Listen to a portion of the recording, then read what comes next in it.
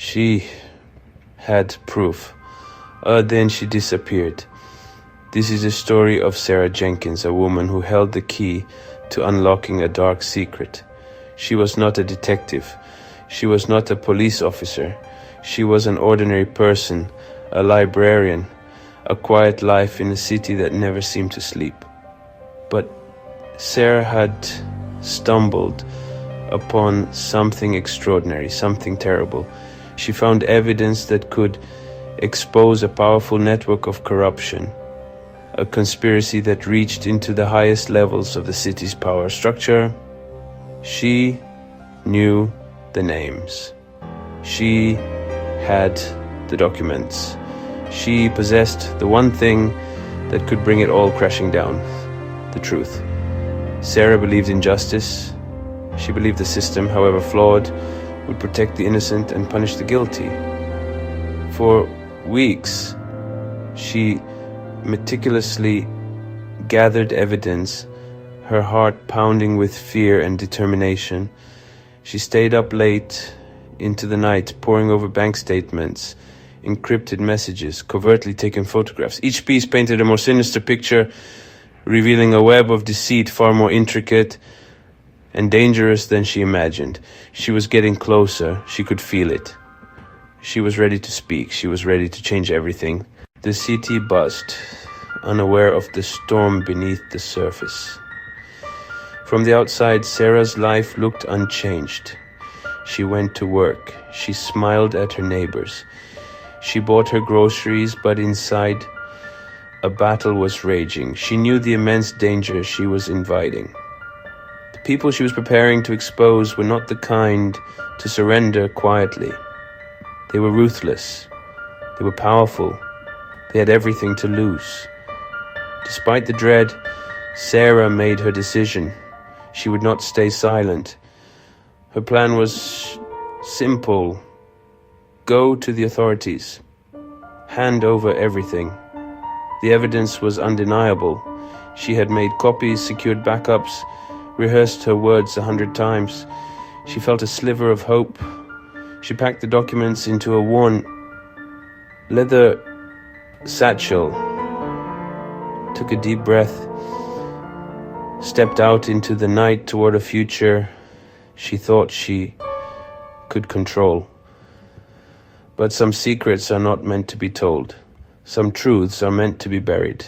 The night was cold. A fine mist hung in the air, blurring the neon lights into a hazy watercolor.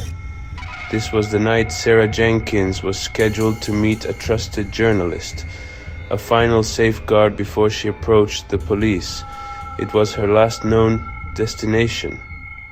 The meeting was set for a quiet, out-of-the-way diner, a place for private conversations. She was careful.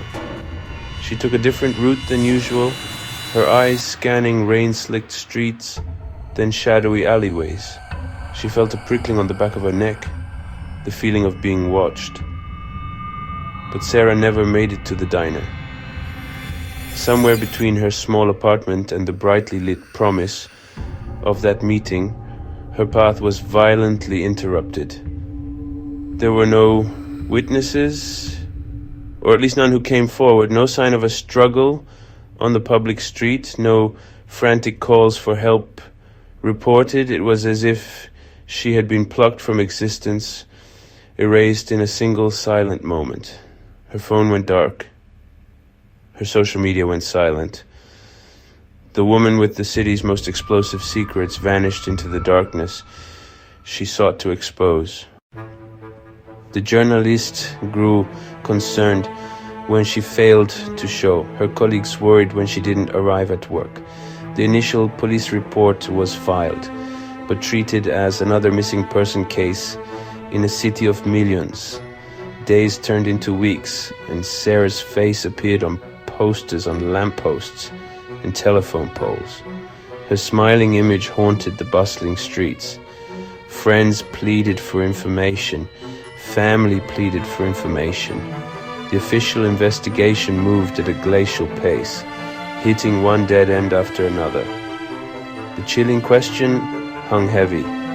Was this a random act of violence or something far more calculated? A tragic coincidence or a deliberate act to silence her forever?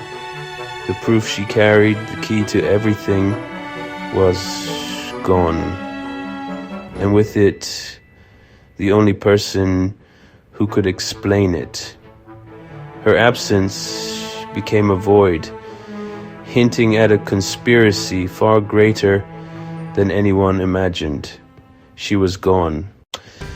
2 weeks after Sarah's disappearance, a small, unassuming package arrived at the offices of the state attorney general. It had been mailed from a post office across the state the day before Sarah vanished. There was no return address. Inside, nestled in bubble wrap, was a single encrypted flash drive, a typed note with just 3 words: the Skyway, proof. This was Sarah's insurance policy, the final safeguard she had put in place. A message from beyond the silence. The Attorney General's office, their top cyber security experts, were tasked with decrypting the drive. When the state's investigators finally broke the encryption, it was like opening a treasure chest of criminality. The drive contained everything: falsified building permits, fraudulent invoices, damning emails, incriminating text messages, David Chen's photos, and a crystal clear audio recording.